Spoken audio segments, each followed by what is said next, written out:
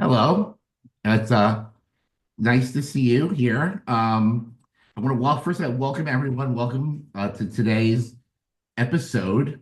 I am here with Well, my author names are Rebecca Faye Smith Galli, but my friends call me Becky. okay, what can I call you today? Becky is fine. Becky. I love Becky. And my first clinical supervisor was Galway. There's a Galway, and how did you pronounce your Galli. ally? Okay. All beautiful names. And you are a beautiful person. And I have the pleasure of getting a copy of your literature, of your book. And I'm wondering if you could tell everybody who you are and what it is that you'd like to um, talk about with us today.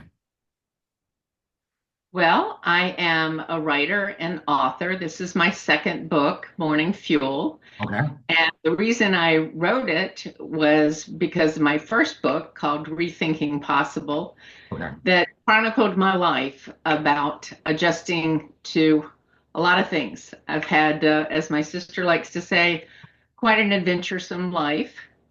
I've been through some losses. My lost my 17-year-old brother in a water skiing accident when I was 20.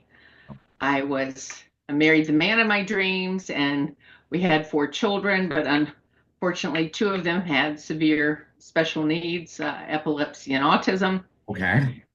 And then after my divorce, 9 days after I was divorced, I was paralyzed by a rare inflammation of the spinal cord, transverse myelitis, that affects one in a million.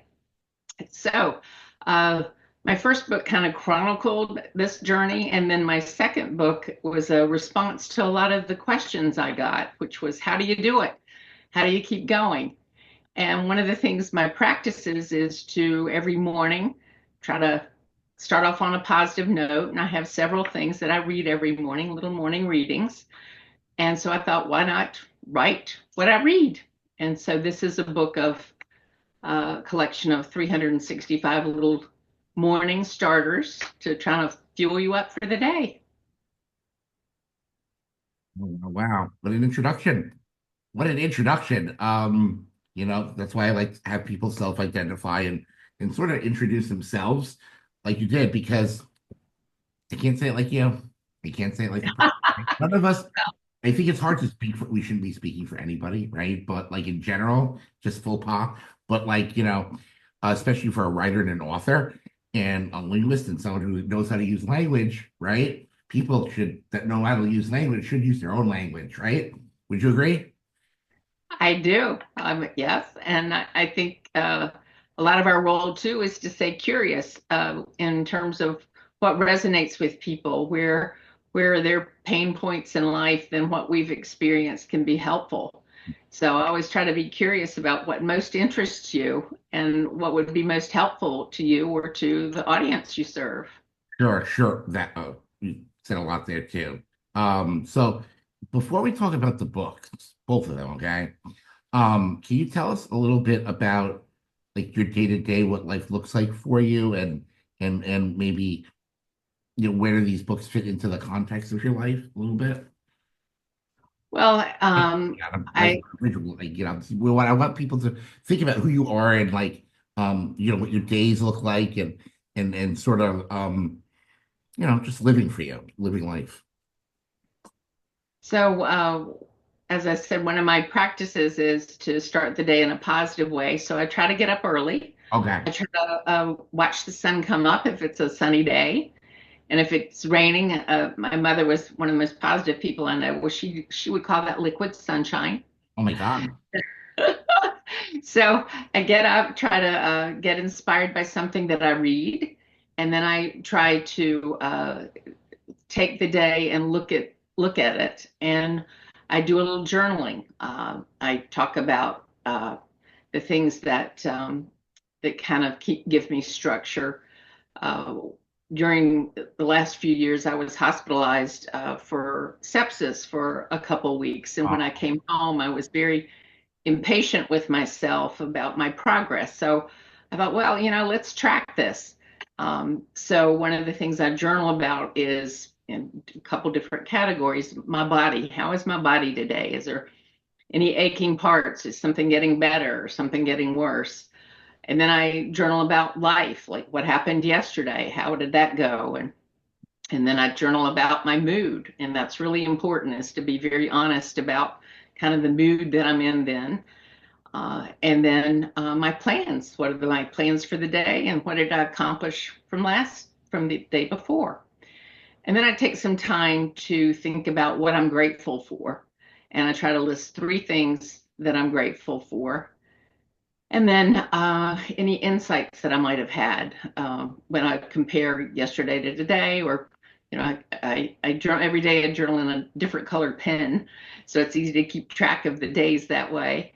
And I go back and try to see if there's any insights that I've had. So that's a way I kind of prepare for the day. Yeah. I also have lemon water. I try to drink lemon water before my coffee, at least do some good stuff before I let the caffeine do the rest of the job, get me going. So that's, I think, how you start the day is really can set the tone for the rest of your day, which is, again, one of the reasons that I decided to write what's been helpful to me. Perfect. So that was exactly what I was looking for, in terms of like the day to day, what your life looks like. And, it's funny because not funny, it's ironic maybe, that the way you described your day in your process. And, you know, we all have our processes, right, as people living. Right. And when you're recovering from something or have a diagnosis, whatever it is that's going on with you, your affliction, if you want to think about it, you have a way of handling it. And I have my own process, and people have their process. And I like to bring people on here sort of to see that, how that works. And just because people sometimes, they don't know either how to go about healing or how to go about living or the management of whatever's going on with them. And my next question is going to be, of course, how did you learn how to do your process? Because I learned it in social work school. I had a mini affliction and a big affliction, and then I had professional training. I went to social work school, and I learned about healing that way, and had a lot of people and professionals in my life, and I was able to then manage my stuff with my professional training. They call it being prosumer. But for you, where did you learn how to be you and be the self-healer, or however you want to identify? How did you learn how to create a process and implement it in your life?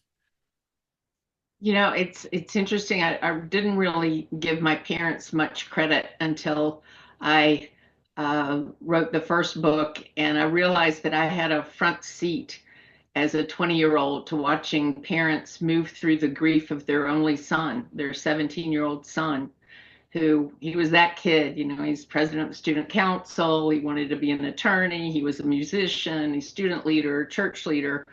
He was that kid. And to suddenly not have him be part of the family, I learned so many things by watching them cope.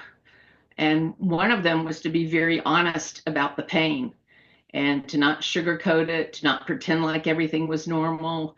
And the second was to get help, where they needed help and support, and to manage their pain as they experienced their pain. My dad was a very public person. He was a speaker, writer, and so he could very easily turn his loss into um, uh, a speeches and counseling and things like that very quickly. He could do that. My mother was more private and had to be alone with her grief within support groups that was tailored for people that had lost mothers that had lost children. And then my sister, she was 17 months apart with my brother, and unfortunately, she wanted to be with him. And so my parents had to get her intensive counseling about helping her move through her grief. And I, at the time, was in college.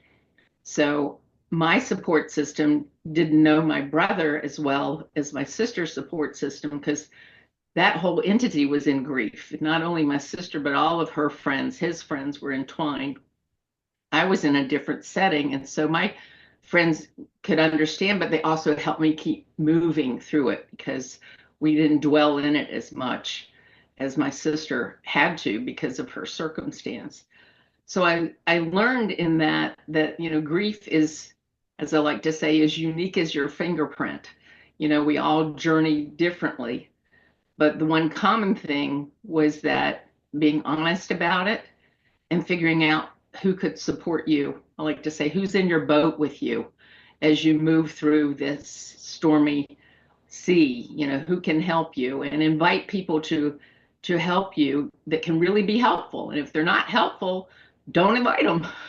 Be honest about, that's a great idea, but you're not helping me. So, and to keep moving, to not dwell in it, not isolate, but to move through the grief, keep moving.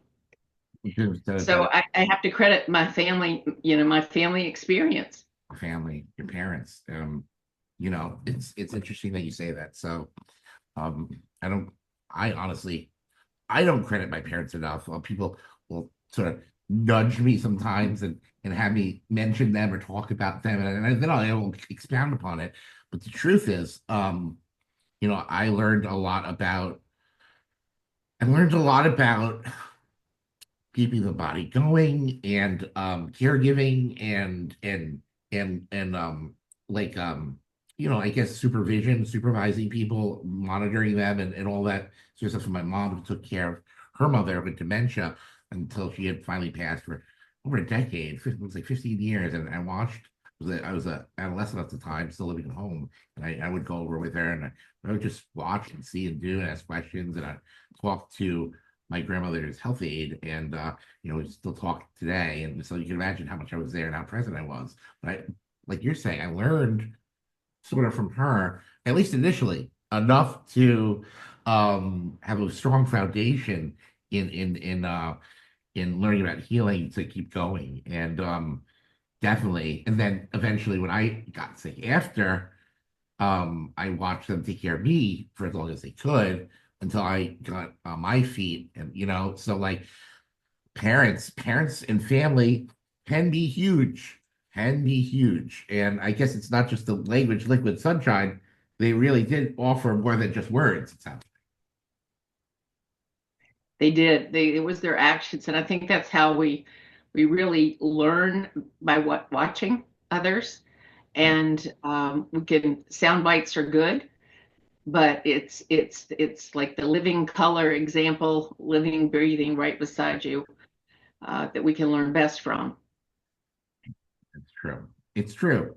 So now that we've talked about your process and maybe how you got the skills or the motivation, I guess, to do this and know that you can by seeing and observing, where did this fit into the creation or the idea that I'm going to write a book about this and I'm going to put that out there? And there's a lot to that. So if you can talk about that a little bit.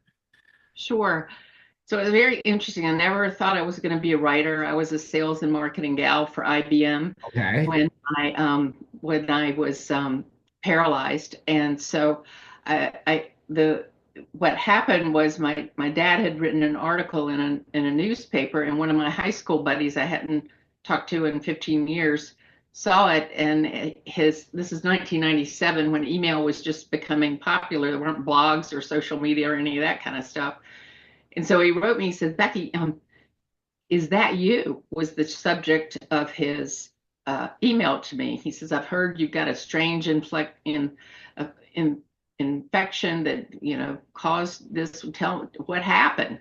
Mm. And so because of his question, his curiosity, we went back and forth, and I updated him on my marriage and my divorce and my special needs children and my paralysis. And at that time, I was very hopeful I would recover fully because a third of people recover from transverse myelitis fully, a third recover partially, and a third have no recovery at all. So I was thinking 2/3, at least I'm going to get something back. So at that time, I started recounting my life, to him, number one, and number two, what it was like to live life from the wheelchair and to parent from the wheelchair. It's a whole different thing when you can't, catch up with your kids and try to tend to them. So, because of that, those writings about my stories, there was one story I wrote about playing soccer with my then 5-year-old. My kids were young when I was paralyzed. They were 3, 4, 6, and 9 years old. So these are little kids. And so my son wanted to play soccer, and so I decided I could guard the garage door, and he could try to. I started wheel back and forth trying to guard the garage door, and he would try to kick, and I would try to guard him. And so I wrote a story about playing soccer from the wheelchair, with my son. And somebody said, you ought to publish that because Scott had forwarded my stories to his friends and I had forwarded to my friends. And somebody said, maybe you should try to write a column about that. So it became published in the Baltimore Sun. And from that I did a monthly column out of a weekly paper that we had here. And that became my From Where I Sit newspaper column. I love it. Yeah, and then that led to the book. So it's all because of my friend's curiosity that I wrote all this down, and I had quite a few archives. I Yeah. could go back and create a book. Amazing.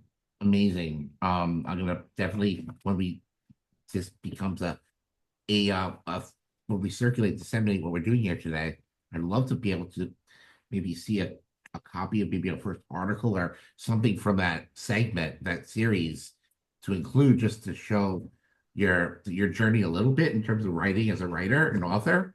I think that's marvelous. Marvelous. You know, um, sort of as we go on our own writing journeys and write memoirs or whatever it is, there is a like a genesis, a certain way that language and our language develops and becomes a thing. And um, it sounds like yours took a course that made sense. Like it made sense to you at least. You kept going, and you're like, okay, this is just the next step, right? Writing the book. Yes, it was unexpected because I was just telling my friend a story, and Yeah, I've learned what happens is, when you convey a story, you create a narrative arc. You start off with a premise, and then yeah, you embellish that, and then there's a conclusion to it. And so it's a sure. very natural thing to tell Yeah, story. But along the way, I kind of got stuck. I was doing columns, but I could to make a book. of the full thing. I really needed to get some education under me. So I did take some coursework uh, Okay.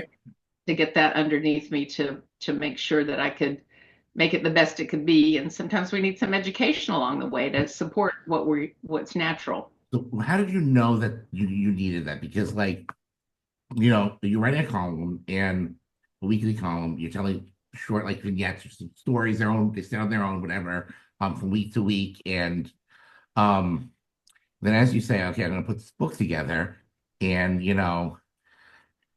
you like evaluate it yourself as you're writing? Like, wait a minute, there's no connection here, or because like when I put together my first book, I knew it was gonna tell a story. And I knew I wanted to tell one story. So there's this. My book has a lot of vignettes, all vignettes. Okay, all my memoirs are laid out the same way, all vignettes for a reason. But there's a thread, a common golden thread, and even in clinical documentation. Okay, you're doing your progress notes as a social worker. There's supposed to be a golden thread throughout the record because the idea is you're working on a treatment plan and you're doing something, a treatment, so there should be a theme. And but as a writer, right, and becoming a writer and an evolving writer, when did you start to realize that okay, this is missing something? And when did you realize? Like, how did that happen? Did someone say it, or you said, "I want to tell it this way," and it's not being told this way? You know, Talk to us. Talk to us about that creative process or working through that. So I think the what I found is Yeah. that when you put it out there to editors, rejection's a good teacher Yeah, it as is. long as you get some good feedback. Okay. And started getting some consistent feedback of because Yeah. I wasn't sure what the book was. Was it self-help? The first Right. book, self-help? Was it narrative nonfiction? But when somebody suggested that it really is a memoir, Yeah. you use a lot of the fiction characteristics in memoir. Right. So then, kind of ironically, looking back at, I'm not sure what it was, Right. karma or whatever. I got an invitation to do a 2-year creative nonfiction program, and so I applied, and I was like, well, why not? Sure. I've got the body of the book out. It's been reviewed, rejected many times, Yeah. and I've got a lot of feedback that the story is powerful. It just needs a better way of coming together on the page. And so I took a 2-year creative nonfiction program. And once I got that, it was clear to me what I needed to edit. And based on that, then I was able to find the publisher and then bring it to fruition. But those lessons, that background Yeah. underneath me has given me confidence, and it's really made writing uh, like easier in the way that I feel confident, and I can go back to the roots of, how do I tell a story? How do I convey? How do you show but not tell? How do Yeah. you do those kinds of Right. things? So I was really fortunate that those things came together. Uh, but that's Yeah. how I figured it out. But Thank you. feedback. Feedback. Well, it makes sense, but a lot of people don't realize that all those things. They don't realize one that you should be listening to feedback and get feedback, be receptive and open to feedback, right? But also, I think a lot of young authors and people out there, this aspiring writing world, don't always don't always know how to work through those stuck points, and they don't do what you said, and they end up either putting something out there that is a good fit for the genre that they are writing for, right? And then there's all these elements, like you're saying, that might be better suited either for a book in another genre or another audience, or that's not done in this niche, right? And this is what these people are looking for, but they're writing this way. So I think what you're saying is true. Once you get that training and once you get that feedback, you sort of have to know how to work that into the creative process a little bit, and you can get stuff out there faster and get the message across in a way that is more impactful, right? Yes, and I think it's kind of editors make writers better, and I think finding a good editor, you Yeah. can learn from them all the time. I still have folks. I write a weekly column now, and I still have somebody that reviews it with me, and every time they can help just a little phrase be a little better. And so I think you have to be open to that. That you're not going to get it right at the first time. At least I never have. And so iterations is just part of a life, part of the lifestyle of Yeah. writing. We're always learning. We're always learning. But Mhm. again, people don't like to stay in that learning stance or those that question mode, and they get either maybe a little gung ho, whatever it is. Like, I don't need a feedback at this point, or I know what I'm doing. And then, and then they wonder why a little down the road, either the message is getting lost, people aren't listening anymore, right? Any number of things because they're not I guess perfecting their craft over and over again, because even in the healing process, right? We need to learn new skills and new ways of healing ourselves or working through some sort of limiting belief that's not letting us um listen to the right person or a doctor or a nurse. And I don't even listen to that. I can do this myself. And then we wonder why we're relapsing over and over again, and we're not getting the right medication. We're listening to that new drug on the market. I think it's the same applies to being a self healer and whatever craft that is that you're doing, whether it's writing or anything else that needs a lot of additional consideration, you know? I think it's very important to have a this growth mindset, they Thank call you. it, That's where you just that's what I'm looking for. Thank you. yes, absolutely. Because I think when you're open to learn, you're open to expand. And if we get so narrow in our thinking, so narrow in our patterns, and we don't explore things outside ourselves, then I think it's harder to become more resilient. I think that part of being resilient is having a broad base of experience to pivot to this way or pivot another. And I actually learned some of this through a therapist when my son had seizures. Uh, my oldest son had presented with seizures, and I didn't know what to kind of hope for, And so sometimes he would be better, sometimes he would be worse. And the psychologist at the hospital spent some time with me and said, Becky, maybe you need to pursue parallel paths. I'm like, what do you mean pursue parallel paths? And she said, well, on the hope path that he'll recover and grow out of these seizures, you Sure. can look at life that way. How would you prepare for that for him? Right. He was in the hospital at the time.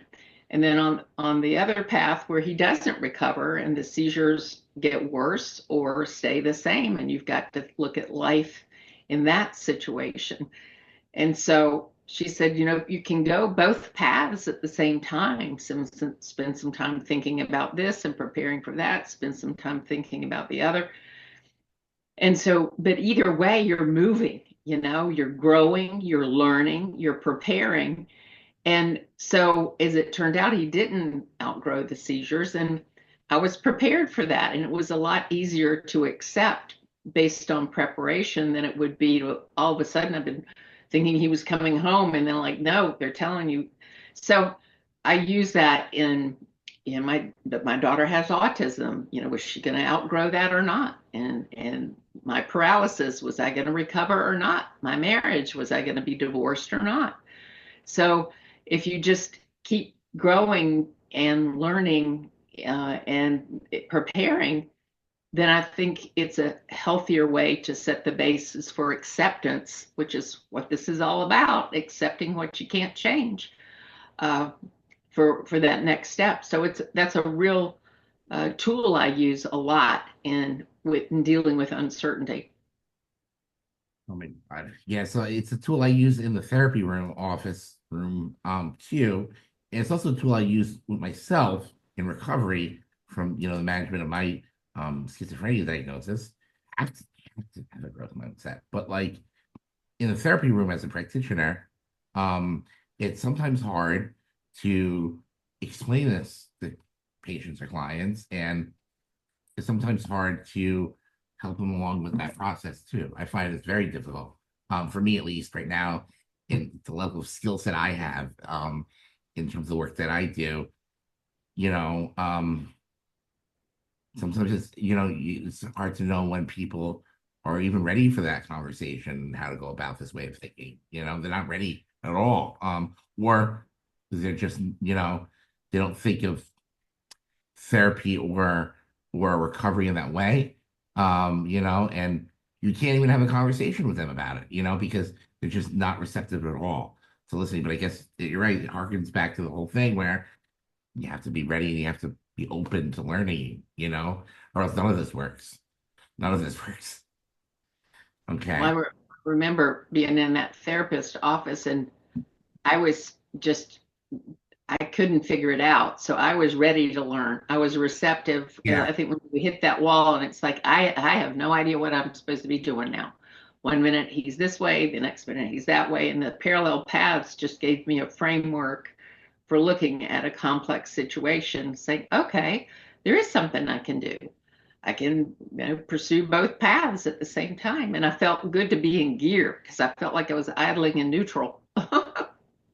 No, that is true. Sometimes when people either hit that rock bottom or the impasse, I like to think of it as impasse rather than rock bottom because rock bottom is pretty scary. It's the idea, I don't want that for myself or anybody. But impasse is more. It seems a little less frightening. Maybe Yeah. and like, I'll take the road. I just don't know how to pass through rather than Anyway, so my point is, when people get there, then they are really open to, okay, what do I do now? Yeah. That's you're right. That's true. That's true. So for all those people out there listening and hearing this conversation, that are ready and have reached that impasse and hopefully haven't crashed into a brick wall, um, how do your books, both of them, I know written different ways, and have served sort of have different maybe purposes or intent for them. How's that related? Can you talk to about that a little bit? Yeah. So if I had to say the theme of my first book is to, it's about living fully in the life you didn't plan. Because I certainly didn't plan to have kids that with special needs or be divorced or live life in a wheelchair, but I still wanted to live fully. And that's the title of it's Rethinking Possible. And I think that's what you have to do if you need to want to live fully in the life you didn't architect for yourself. You have to keep rethinking what's possible. So you first have to, from in my experience, you have to first be really honest about the situation, and then you have to get people, as I said, in the boat with you that can help you move through that situation. And then you have to look at your possibilities. What can you still do in your situation? And one of my little tricks I use sometimes is I say, even though whatever the circumstance is that I wish wasn't in, even though I can still do something. Even though I'm paralyzed, I can still write. Even though it's cloudy, I can still do an indoor project. And so this kind of kicks me into gear, and it also helps me accept something. I have to accept the even though. I have to accept the paralysis. Right. You know, I have to accept that I can't change that weather out there. I have to deal with it. So it's kind of this cycle of rethinking what's still possible Sure. within your life. Sure. Uh, so so I think that's a story of that in the first book. Um, and the second book is the goal of those readings are to either inspire, encourage, or make you think. And so every morning I promise with their little reading to either inspire, encourage, or make you think in these anywhere from a paragraph and a quote to a couple page story.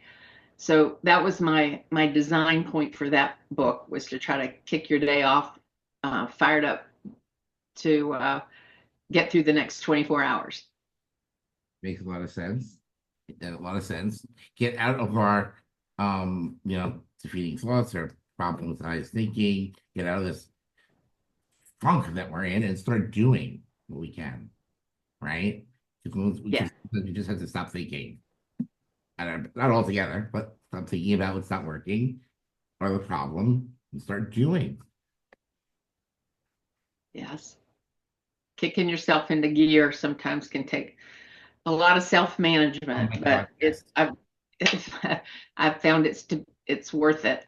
It's worth it. It is because once you get up and put your pants on and your shoes and your socks, what else? Like, oh God, just get the belt on. Anyway, once you do all that, you find yourself um out there or reading or anything that's just not, I think anything, any one of those activities, anything you can do is much better than thinking about what you can't do. And yeah, that's one of the mottos I have, that when I was first starting to write one in this program that I talked to you about, the instructor said it's important to determine why you write, and to keep you moving through your writing, because you have to get back to your purpose. And so when I thought about it, I write to remind myself what I believe, which is life can be good no matter what. Yeah. But the key word there is what you said, can be good. It takes work. It's not life is good no matter what. Life can be good no Yeah. matter what. And so it's no fun to think that it takes effort, for life to be good, Sure. but it's the truth, and I think embracing that truth that it takes work for life to be good, for it to be something that's worth living. But it's again worth it. It's worth it. It's it's worth it, and it's sort of like a weird reference. It's work. And work isn't fun always. Sometimes it is. Sometimes writing or working or whatever we're doing can feel okay, but like we all struggle. You know what I mean? Yes. And it's interesting because harking back to that book, Mein Kampf of all books, right? My Struggle was that book was that and you always think wow, first of all forget how that was disseminated and the fact that there were a lot of publications, but like it's a weird book, but is it a weird title because we all struggle, and that was just his struggle, and he wrote a book about it, but like we all struggle, and we forget whether it's you or that guy that I shall not name. We all struggle, and writing, writing of it, can be very healing and therapeutic, and then from there, you have to say to yourself, all right, you know, that's why I think memoirs are so great. Biographical memoirs, creative nonfiction around your story, showing people that what's possible, from all the stuff that held you back. That's why I love these conversations with authors like yourself and others that were able to really talk about their plight, but in a creative way and through literature, and have it be a resource and a guide for others in their journey. It's great. It's a wonderful thing. It's a lot better than my comps, that's for sure. But I think over time the disciplines became a lot different. We've done it in a much better way, right? And in a good way now, thank God. But like, it's great to hear about your mind comps. Well, the thing about struggling is that when you risk being vulnerable about that, like, yeah, I struggle with this. This is not the life I planned. I hate this, that I have to live my life this way. But it kind of invites comrades to journey with you, because everybody does struggle, Yeah. and to be honest about that, it hurts and I don't like it, and it's that way it's we're all on the same level here. We're trying to figure out how to live fully in this life we didn't plan. At some level, when I start my talks, the first question I ask the audience is, okay, is anybody's here's life not gone as planned? Raise your hand. And inevitably, everybody's hand goes up. So it's like, good. Well, you're my people. Some of us have losses, and mine is pretty visible. I'm sitting in a wheelchair that's pretty obvious. I've had something not go as planned, but we all have invisible losses that aren't so readily observable, and makes it harder to talk about things that are so private. But somehow it helps to know that you're not alone. You're not alone in your struggle. You're not alone. And that's what NAMI, National Alliance of Mental Illness, you're not alone. And part of the NAMI blog, which I love sending blogs into. But again, with that way of handling a conference or a speaking event, who here, I do that same thing. Who here, my thing is, I'll be like, who here shat themselves getting out of bed or in the wheelchair? And then I realized I'm at a psychiatry conference and no one's getting into that because no one, the psychiatrists, they don't admit to what's not visible. You know what I mean? That's their thing. That's who they are. Like, fuck, wrong audience for this approach. You know what I mean? Like, so that would work everywhere else, but don't go there. Don't do that in a psychiatry conference. No one's gonna raise their hand for anything. They don't raise their hand. They don't raise their hand for anything. Especially if it's a mental health thing. You know what I mean? Like, no one does. But if you're open and honest and authentic, like yourself and myself, you really don't care. This is your approach. This is who you are. Your hand goes up because that's you and you're honest.